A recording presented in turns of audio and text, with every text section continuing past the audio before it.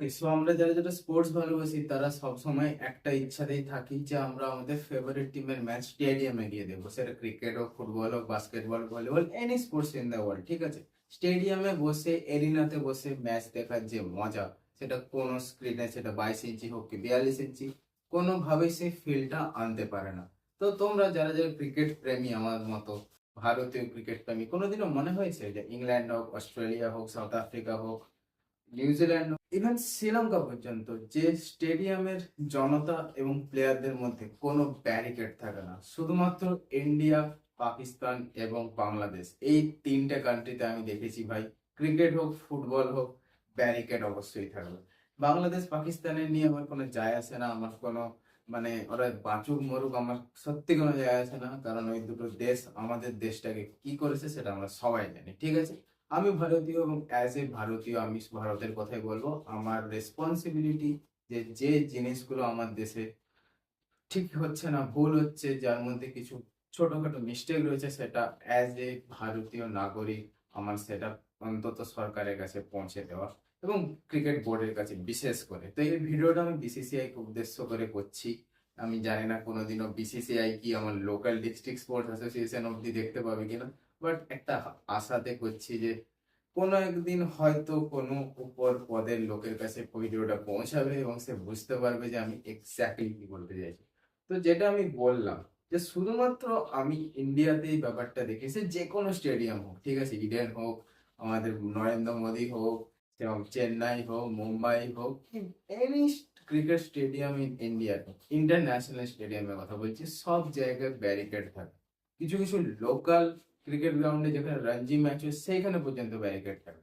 তো কেন ব্যারিকেড থাকে? এই প্রবলেমটা কিন্তু আমরাই ক্রিয়েট করেছি। ঠিক আছে, যদি আমরা প্লেয়ারদেরকে তাদের পার্সোনাল জোনের মধ্যে ঠিকঠাক করে খেলতে দিই, তো এই সমস্যা কোনোদিনই হতো না। সাপোজ সাপোজ একটা সিনারিও আমি বলি, যে আমি বসে আছি, আমার সামনে without any barricade Virat Kohli fielding করছে, করতেই পারে, ঠিক আছে, লাইনে ফিল্ডিং করছে, কোনো অসুবিধা নেই।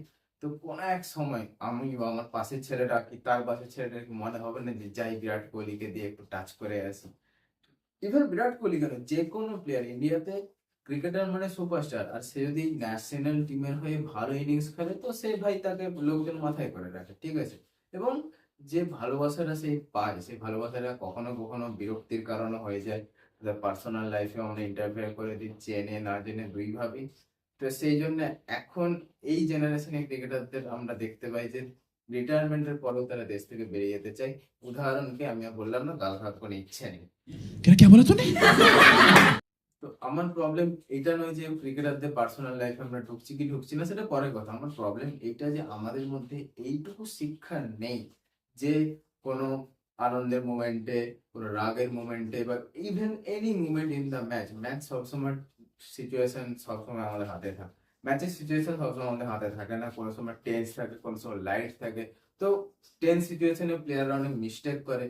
যদি ওই ব্যারিকেডটা না থাকে তাহলে কোনো অপোনেন্ট টিমের ফ্যান ওই প্লেয়ারটাকে গিয়ে কোনো আঘাত করতে পারে, যে কোনো কিছু ঘটনা ঘটে পারে। এরকম ঘটনা ঘটেছে, সে যদি উদাহরণ চাই ভাই, সেই 1996 সালে ওয়ার্ল্ড কাপ সেমিফাইনাল ইডেনে কি ঘটেছিল সেটা আমরা সবাই জানি।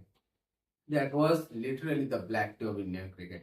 সো ভাই বাইরে তুমি দেখো, যে কোনো স্টেডিয়াম, ইংল্যান্ডে তো কালচার হয়, লোকজন ওয়েট করে সামারের জন্য ইংল্যান্ডে, কারণ আমরা জানি ইংল্যান্ডে উইন্টারে বরফ পড়ে, আর প্রায় প্রায় 7 থেকে 8 মাসেতে বৃষ্টি হয়। আর একটা ছোট্ট উইন্ডো পায় যেটাতে খুব শান্ত একটা ভালো ক্লিন সামার পায়, যেখানে ওরা টেস্ট ক্রিকেট এনজয় করে। বিশেষ করে টেস্ট ক্রিকেট এই জন্য বললাম কারণ ওই টাইমটাতে টেস্ট সিরিজ গুলো হয়, বড় বড় টেস্ট সিরিজ গুলো হয়, 5টা টেস্ট সিরিজ আছে ইন্ডিয়ার সাথে, তো লং টেস্ট সিরিজ প্রায় 1.5 মাস, ঠিক আছে, 40-45 দিনের কেস।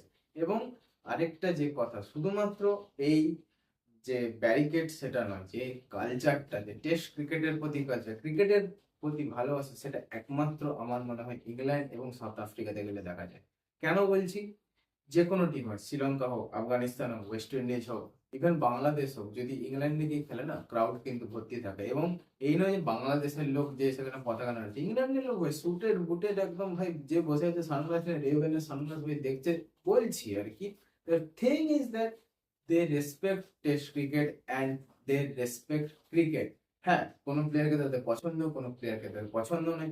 কিন্তু ভাই আমাদের মধ্যে যে স্টিরিওটাইপটা আছে যে বিরাট কোহলি খেললে যাবো, রোহিত শর্মা আছে বলে যাচ্ছি, MS ধোনি আছে বলে যাচ্ছি, ভাই খেলাটাকে মানে ভালোবাস না, যা ওই প্লেয়ার গুলোকে তুই চিনতেও পারতিস না যদি খেলাটা না থাকতো, পারতিস বিরাট কোহলি হয়তো কোনো জায়গায় বাস চালাতো, রোহিত শর্মা হয়তো কোনো জায়গায় কিছু করতো, MS ধোনি হয়তো টিটি রয়ে যেত, যে ক্রিকেটটা না থাকতো। তো ক্রিকেটটা ওদেরকে আজ এই জায়গায় নিয়ে গেছে। তো গেমটাকে আমার মনে হয় ভালোবাসলে বেটার হয়।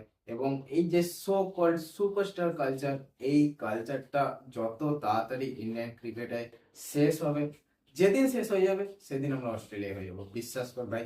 এত পোটেন্সিয়াল আছে, এত প্লেয়ার আছে, এত টুর্নামেন্ট হয় যে প্লেয়ার শেষ করা লিটারালি ইন্ডিয়ার 11টা প্লেয়ার হয়ে যাবে, 11 জন প্লেয়ার বলছে, ইন্ডিয়া 11টা টিম হয়ে যাবে, 11টা স্কোয়াড বানানো হয়ে যাবে এবং প্রত্যেকটা স্কোয়াড ইন্টারন্যাশনাল লেভেলে অন্তত কি বলবো, নিউজিল্যান্ড সাউথ আফ্রিকাকে অন্তত মানে জিততে পারবে না, বাট ঠিকঠাক টক্কর দিয়ে দিতে পারে, সেরকম কোয়ালিটির প্লেয়ার আমাদের ফার্স্ট ক্লাস ক্রিকেটে আছে। ইন্টারন্যাশনাল তো বাদই দিয়ে দিলাম, ঠিক আছে।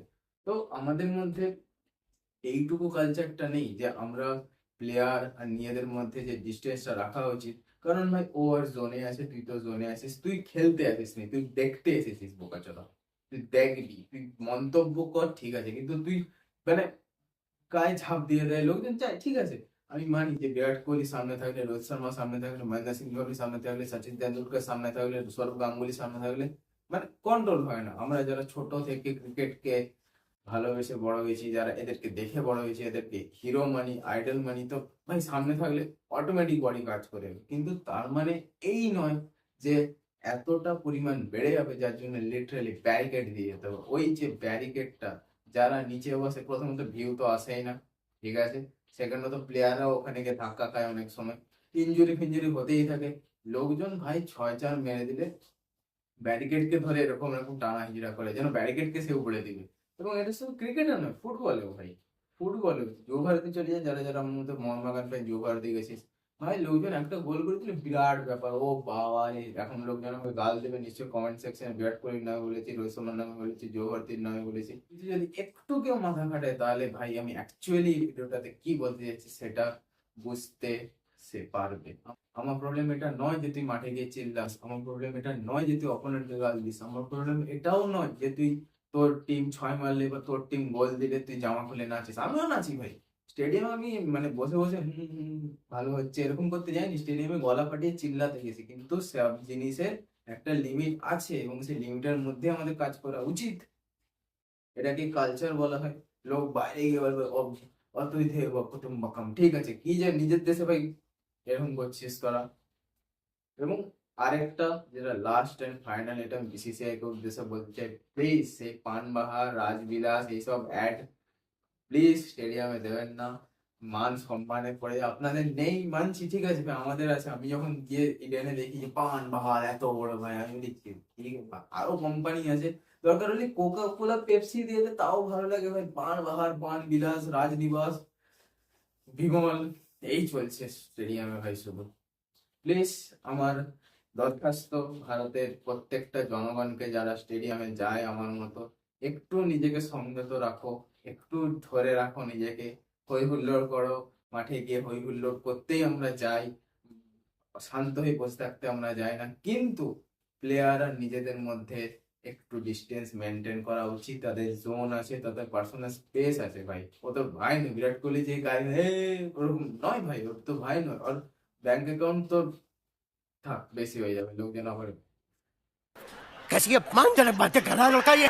রাগ হবে। আমি জানি না এই টপিকটা নিয়ে আগে কোনো ইউটিউবার, কোনো স্পোর্টস ইউটিউবার, কোনো কন্টেন্ট ক্রিয়েটার কেন কথা বলেনি। আমি এক দুটো বিদেশের লোকজনকে বরঞ্চ সে সাদা চামড়া তাদেরকে বরঞ্চ এই জিনিসগুলো বলতে দেখেছি, because they are culture, because এটা বলছি না যে আমরা আনকালচার, কিন্তু আমরা মাঝে মাঝে ইন্ডিয়ান তো ভারতীয় তো মানে চুলকানি বেশি, আমাদের প্রবলেম এটাই। আমাদের দেশে চুলকানি একটু বেশি, লোকজনের একটু হাত নিসপিস করে, একটু মানে जिंदगी चले ना चले बकचोदी नहीं रुकना चाहिए, ये कॉन्सेप्ट है हमारा। हिंदी तो बोले दिलाम যাতে সবাই বুঝতে পারে। আমি সত্যি জানি না এই টপিকটা নিয়ে আগে কোনোদিনও কেউ কেন কভার করেনি। আমার মতে এটা একটা মানে কি বলবো, যদি নিজের দেশের সম্মান নিজের হাতে কথাটা সত্যি হয়, তাহলে আমার মনে হয় এই ভিডিওটা সার্কুলেট হওয়া উচিত। অন্তত ইডেন গার্ডেন্সে, জৌহারতিতে নিজের আগে ঠিক হয়, বাকি লোকেদের কাছ থেকে এক্সপেকটেশন করা না করে দুই সমান নিজে যদি ঠিক হয় ভাই, তাহলে আমি মনে করি যে অনেক কিছুই হয়ে যাবে, নিজে পরিবর্তন হয়ে যায়। ভিডিওটা যারা যারা দেখবে তারা কমেন্ট সেকশনে গাল দিতে পারো, আমি অনেকের নাম অনেক কিছু বলেছি, ঠিক আছে আমি দোষ হয়তো করেছি, বাট যদি all of the gist of this video তুমি বুঝতে পেরে থাকো, তাহলে প্লিজ একটা লাইক দিয়ে যাও। আর যদি ভিডিওটা ভালো লেগে থাকে তাহলে অবশ্যই চ্যানেলকে সাবস্ক্রাইব করে দিও। তো আর বেশি বলবো না ভাই, অনেক হয়ে গেছে ভিডিওটাতে। আমি তাড়াতাড়ি আসছি, এডিট করার বেশি কিছু নেই, তাতে কথাই বলেছি। ততক্ষণের জন্য জয় হিন্দ, জয় বাংলা।